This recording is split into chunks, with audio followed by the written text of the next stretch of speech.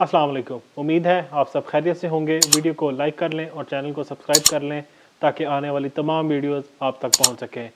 तो बिल आखिर मौलाना फजलुर रहमान की जानिब से भी मुस्लिम लीग नून का साथ ना देने का फ़ैसला किया गया है और इसकी बहुत सी अहम वजूहात हैं जिसकी वजह से मौलाना फजलुर रहमान ने भी नवाज़ शरीफ समेत पीपल्स पार्टी का साथ ना देने का फ़ैसला किया है। इसके अलावा आपके साथ बड़ी ही अहम खबरें शेयर करनी है, जिसके अंदर जो पहली खबर होगी वो ये है कि इमरान खान की जानिब से अली अमीन कंडापुर को वज़ीर आला खैबर पख्तूनख्वा के लिए नामज़द कर दिया गया है। लेकिन इसके बाद अली अमीन कंडापुर के लिए मुश्किलात मज़ीद बढ़ गई हैं और जो आखिरी खबर आपके साथ शेयर करनी है वो ये है कि आलमी मीडिया की जानिब से भी पाकिस्तान के अंदर होने वाले इंतखाबात के हवाले से अहम सवालात उठा दिए गए हैं। इसके अलावा दूसरे बहुत से ममालिक हैं जो कि पाकिस्तान को मॉनिटर करते हैं, पाकिस्तान के अंदर होने वाले तमाम मामलात को मॉनिटर करते हैं। उनकी जानिब से भी खदशात का इजहार किया गया है कि पाकिस्तान के अंदर जो इंतखाबात करवाए गए हैं वो धांधली ज़्यादा हैं। लेकिन उसके अंदर बहुत से अहम पॉइंट उनकी जानिब से उठाए गए, जिसके अंदर शहबाज शरीफ, जरदारी और बहुत से जो पाकिस्तान के अहम रहनुमा हैं उनके हवाले से भी बातें की गई हैं। तो पहली खबर की तरफ चलते हैं कि मौलाना फजलुर रहमान की जानिब से कल प्रेस कॉन्फ्रेंस की गई और उसके अंदर उन्होंने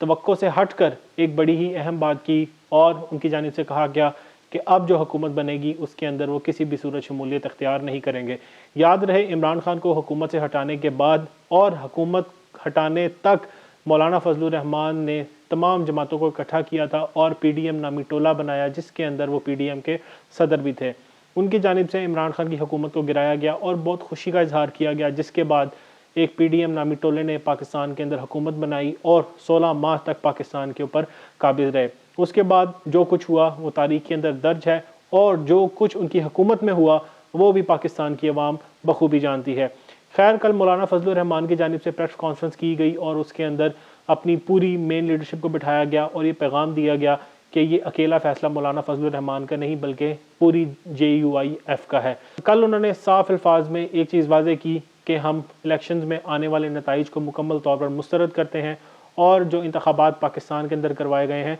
वो धांधली ज़्यादा हैं। अब इसके पीछे वजूहात कुछ यूँ हैं कि मौलाना फजलुर रहमान को खैबर पख्तूनख्वा के अंदर मुकम्मल तौर पर शिकस्त हुई। कोशिशें की गई थी तमाम ताकतों की जानिब से कि पंजाब के अंदर तो तहरीक इंसाफ को किसी न किसी तरीके से घेर लिया जाएगा और सिंध के अंदर भी तहरीक इंसाफ को घेर लिया जाएगा। लेकिन एक टेंशन उनके लिए ये थी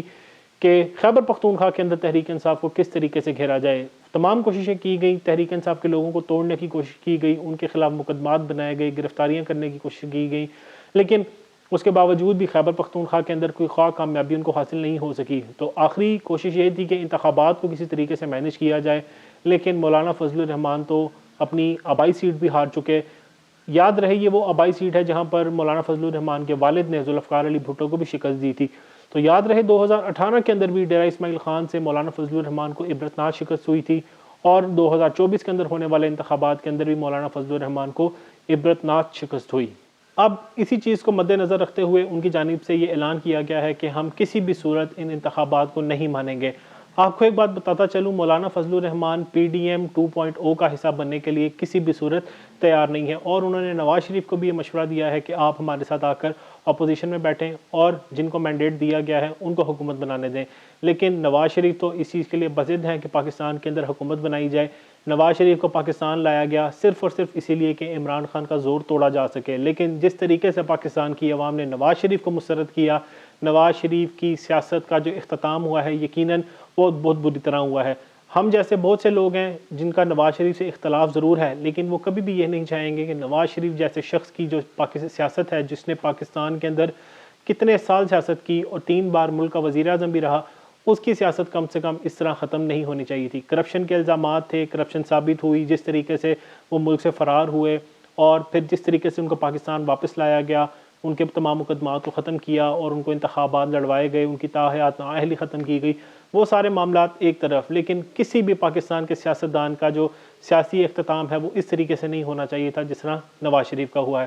खैर, ये तमाम लोग इसीलिए इकट्ठे हुए थे कि इमरान खान की सियासत को ख़त्म कर सकें, लेकिन अल्लाह की करनी ऐसी हुई और अवाम ने जिस तरीके से इन लोगों की सियासत का ख़ात्मा किया, यकीनन ये इनके वहम गुमान में भी नहीं था। खैर, अब मौलाना फजलुर रहमान ने मुकम्मल तौर पर इस चीज़ के इम्कानात को मुस्तरद कर दिया है कि वो हुकूमती बेंच में बैठेंगे और उन्होंने ये चीज़ वाज़ेह की है कि वो अपोजिशन में बैठेंगे। अब अपोजिशन में क्या बैठेंगे, इनकी کل 4 نشستیں ہیں جو کہ بلوچستان سے ہیں اور ایک شاید خیبر پختونخوا سے ہے. تو اب یہ تو اپوزیشن میں بھی نہ ہونے کے برابر ہے. لیکن ایک چیز کا امکانات واضح ہیں کہ جس دن نواز شریف نے ان سے رابطہ کیا یا آصف علی زرداری نے ان سے رابطہ کیا تو یقیناً مولانا فضل الرحمان اس حوالے سے قائل ہو جائیں گے, کیونکہ عمران خان کی حکومت کو ہٹانے کے بعد ان کو یہی لالچ دیا گیا تھا کہ شاید ان کو صدر پاکستان بنایا جائے گا. لیکن صدر پاکستان تو نہ بنایا گیا, لیکن پی ڈی ایم کا صدر ضرور بنا دیا گیا. تو اب تو امکانات مکمل طور پر اس حوالے سے ختم ہو چکے ہیں کہ مولانا فضل الرحمان کو صدر بنایا جائے گا, کیونکہ پیپلز پارٹی اور مسلم لیگ نون نے اپنا ایک بار پھر اتحاد کر لیا ہے. یاد رہے یہ وہ جماعتیں ہیں جو ایک دوسرے کے خلاف زہر اگلتی تھیں, ایک دوسرے کی خواتین کے حوالے سے ان لوگوں نے جس طریقے سے گفتگو کر رکھی ہے وہ سب کچھ بھی پاکستان کی تاریخ کے اندر درج ہے. لیکن ایک بار پھر ان لوگوں کا اتحاد ہو گیا. اب ان کی تمام کوششیں یہ ہیں کہ پاکستان کی جو تمام سیاسی جماعتیں ہیں سوائے تحریک انصاف سے ان کے ساتھ اتحاد کیا جائے اور حکومت بنائی جائے,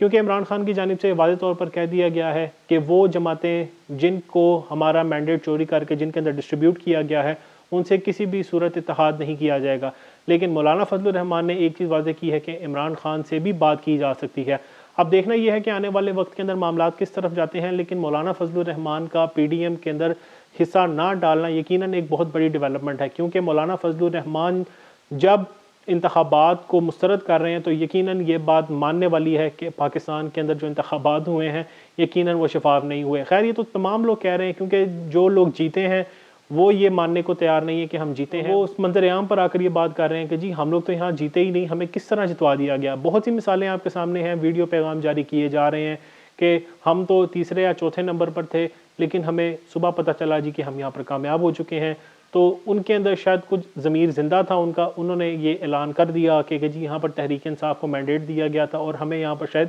زبردستی جتوا دیا گیا ہے. تو پورے پاکستان کے اندر اس طرح کی مثالیں موجود ہیں. تو میں نے پچھلی 2 ویڈیوز کے اندر ثبوت کے ساتھ یہ آپ کے سامنے چیزیں رکھی تھی کہ کس طریقے سے تحریک انصاف کو ہروایا گیا اور کس طریقے سے فارم 45 کے اندر تحریک انصاف کامیاب تھی لیکن فارم 47 جعلی بنا کر تحریک انصاف کو وہاں پر ہروا دیا گیا. تو مولانا فضل الرحمان نے تو فی الحال یہ واضح طور پر پیغام دے دیا ہے کہ وہ کسی بھی صورت حکومت کا حصہ نہیں بنیں گے, اور ایک چیز بھی انہوں نے ظاہر کر دی ہے کہ شاید عمران خان سے بات کی جا سکے. تحریک انصاف سے جو خبریں موصول ہو رہی ہیں ان کی طرف سے بھی کچھ لوگوں کی رائے یہ ہے کہ شاید مولانا فضل الرحمان کو اپروچ کیا جا سکتا ہے خیبر پختونخوا کے لیے. خیبر پختونخوا کے اندر تحریک انصاف کے پاس خیر اتنی نشستیں تو ہیں کہ وہ وہاں پر حکومت بنا لیں, لیکن تحریک انصاف اب بھی وہاں چاہ رہی ہے کہ کسی نہ کسی جماعت کو وہاں پر اپنے ساتھ ملایا جائے اور اس کے پلیٹ فارم سے شاید حکومت بنائی جائے. اب تحریک انصاف کے لیے سوچنے کی بات یہ ہے کہ اتنا وقت گزر چکا, تحریک انصاف کی لیڈرشپ غائب ہے, ابھی تک کوئی لاہ عمل بتانے کے اندر وہ مکمل طور پر ناکام ہے. اب تحریک انصاف کے لیے یہ سوچنے کی بات ہے کہ تحریک انصاف کے لوگوں کو توڑا جا رہا ہے, تحریک انصاف کے لوگوں کو دوسری پارٹیوں میں شامل کروایا جا رہا ہے,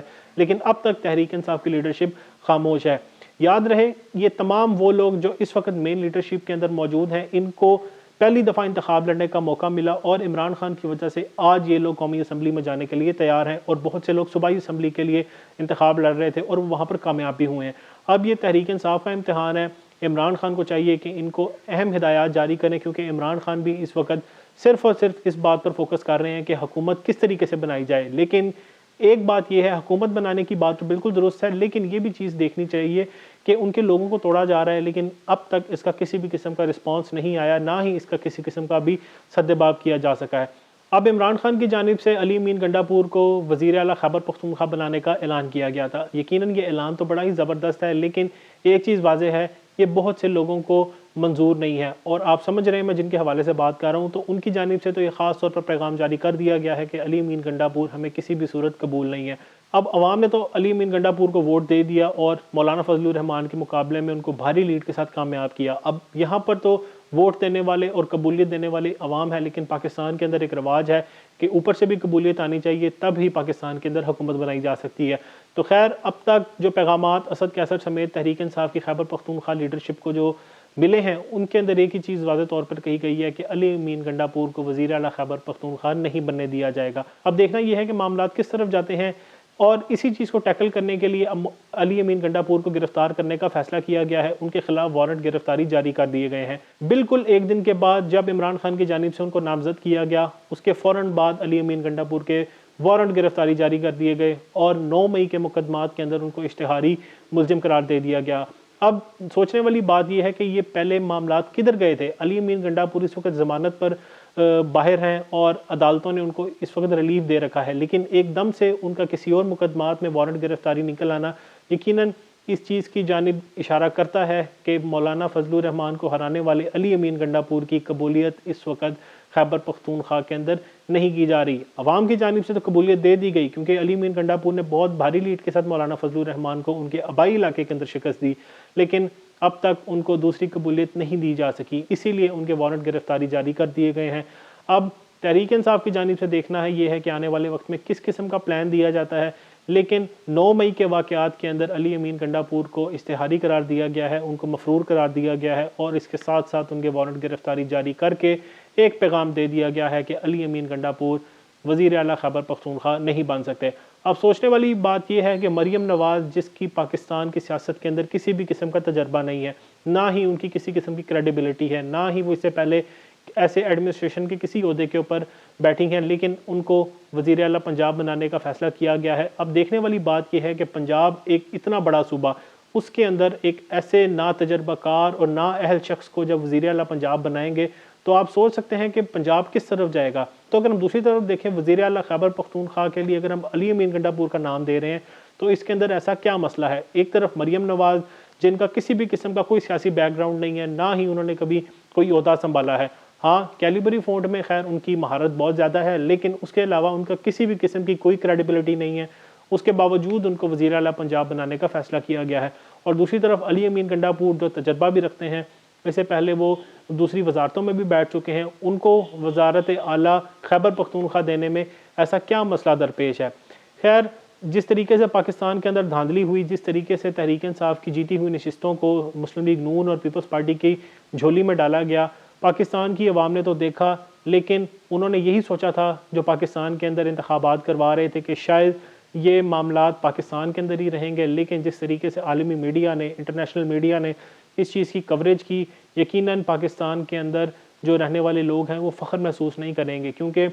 پاکستان کے اندر ہونے والے انتخابات کو کور کرنے کے لیے باہر سے صحافی یہاں پر آئے اور انہوں نے جس طریقے سے یہاں پر اس کی کوریج کی، اسی طرح کا امیج پاکستان کا باہر کی دنیا میں گیا۔ جس طریقے سے پولنگ کے دوران لوگ پولنگ اسٹیشن کے اندر گھسے، وہاں پر بیلٹ باکسز کو توڑا گیا، ووٹس کو جلایا گیا، یقیناً پاکستان کے اندر ہونے والے انتخابات میں جس طریقے سے دھاندلی کی گئی، یہ تمام چیزیں صحافیوں کی جانب سے کور کی گئیں اور پاکستان کا جو امیج ہے وہ باہر کس طریقے سے دکھایا گیا وہ سب کچھ آپ بخوبی جانتے ہیں۔ یاد رہے اس چیز کا آغاز یعنی پاکستان کے اندر ہونے والی جو صورتحال اس وقت بنی ہے، اس کی ذمہ دار یقیناً سپریم کورٹ آف پاکستان اور الیکشن کمیشن ہے۔ سپریم کورٹ آف پاکستان کی جانب سے تحریک انصاف سے بلے کا نشان واپس لینا اس چیز کا آغاز تھا کہ اب آنے والے وقت کے اندر پاکستان کے اندر سیاسی استحکام نہیں پیدا ہو سکے گا۔ تحریک انصاف سے بلے کا نشان واپس لے لیا، تحریک انصاف کے لوگوں نے اب آزاد امیدوار ہوتے ہوئے انتخاب لڑا۔ اب اصل معاملہ یہاں پر پیدا ہوگا کہ تحریک انصاف کے وہ جو لوگ ہیں ان کو خریدا جائے گا، ہارس ٹریڈنگ کی جائے گی۔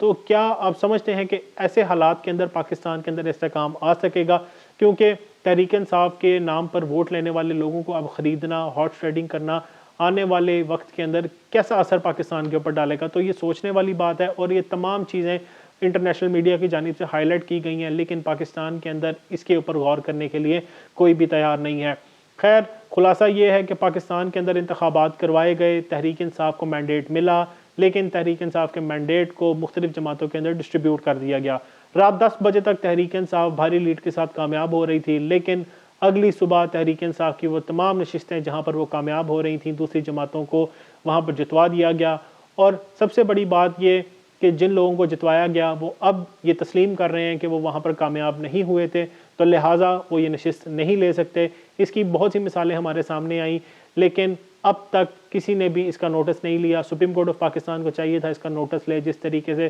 پاکستان کے اندر ہونے والے انتخابات کے اندر دھاندلی کی گئی، تحریک انصاف کی نشستوں کو ہروایا گیا، یہ سب کچھ آپ کے سامنے ہے، لیکن اس کے باوجود نہ تو سپریم کورٹ نہ ہی الیکشن کمیشن آف پاکستان اس کا نوٹس لینے کے لیے تیار ہے۔ انہوں نے تحریک انصاف کو ایک فٹ بال بنا دیا ہے کہ اگر تحریک انصاف ہائی کورٹ میں جاتی ہے تو ہائی کورٹ الیکشن کمیشن بھیج دیتا ہے، الیکشن کمیشن پھر اس کو فٹ بال کی طرح استعمال کرتا ہے، کبھی ادھر بھیج دیتا ہے تو کبھی ادھر بھیجتا ہے۔ تو آپ اس چیز سے اندازہ لگا سکتے ہیں کہ پاکستان کے اندر کیا ایسے معاملات کے ساتھ استحکام آ سکے گا۔ ایک چیز یاد رکھیں، تحریک انصاف کو عوام کی جانب سے مینڈیٹ دیا گیا، صرف اور صرف اس لیے دیا گیا کہ عمران خان اب تک جیل کے اندر ڈٹا کھڑا ہے اور کسی بھی قسم کی ڈیل کرنے کے لیے تیار نہیں ہے۔ تو اب دیکھنا یہ ہے کہ آنے والے وقت کے اندر معاملات کس طرف جاتے ہیں، لیکن بظاہر طور پر ایک چیز واضح ہو چکی ہے کہ تحریک انصاف کو پاکستان کی جانب سے مینڈیٹ دیا گیا، پاکستان تحریک انصاف کے مینڈیٹ کو چوری کیا گیا، جس کے بعد تمام چھوٹی جماعتوں کو جتنا نقصان ہوا اس کی مثال یہ ہے کہ مولانا فضل الرحمان نے بھی ان انتخابات کو دھاندلی زدہ قرار دیتے ہوئے